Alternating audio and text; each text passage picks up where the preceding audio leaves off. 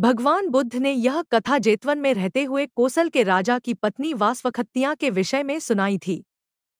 वासवखत्तियां वास्तव में एक दासी की बेटी थी, जिसे शाक्य वंश ने राजा के सामने एक राजकुमारी बताकर प्रस्तुत किया था।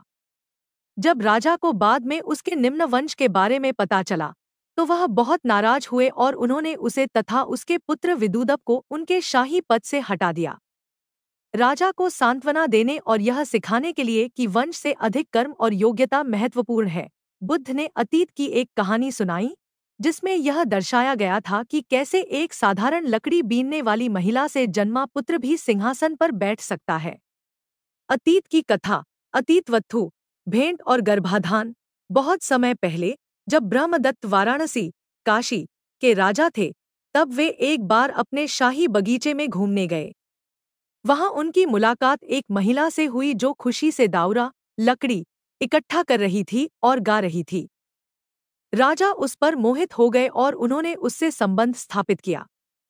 उसी क्षण बोधिसत्व, भविष्य के बुद्ध, का गर्भ उस महिला के गर्भ में ठहरा। राजा की मुहर। महिला ने राजा को बताया कि वह गर्भवती है। राजा ने उसे अपनी अंगूठी, मुहर, दी और कहा, यदि पुत्र हो तो इसी अंगूठी को सबूत के तौर पर लेकर मेरे पास आना। अपमान और चुनौती। महिला ने एक पुत्र को जन्म दिया। जब बालक बड़ा होकर खेलने लगा, तो उसके साथी उसे बाप विहीन कहकर चिढ़ाने लगे। अपमानित महसूस कर उसने अपनी माँ से अपने पिता के बारे में पूछा। माँ ने उसे राजा ब्रह्मदत्त की कहानी बताई और सबूत के तौर पर अंगूठी दिखाई। दैवीय परीक्षा।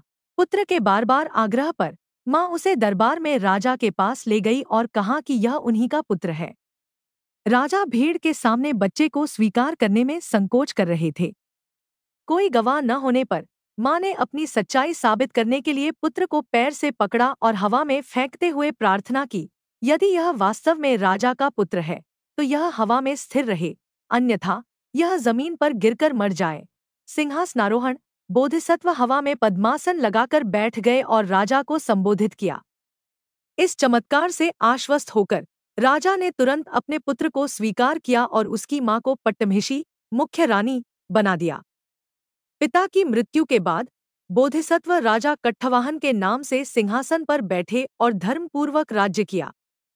कथा का संबंध। संवधान। बुद्ध ने कथा समाप्त करते हुए पात्रों का संबंध बताया। उस समय की माता अब की महामाया, बुद्ध की माता, थीं। उस समय के पिता अब के राजा शुद्धोदन, बुद्ध के पिता, थे। राजा कट्ठवाहन स्वयं में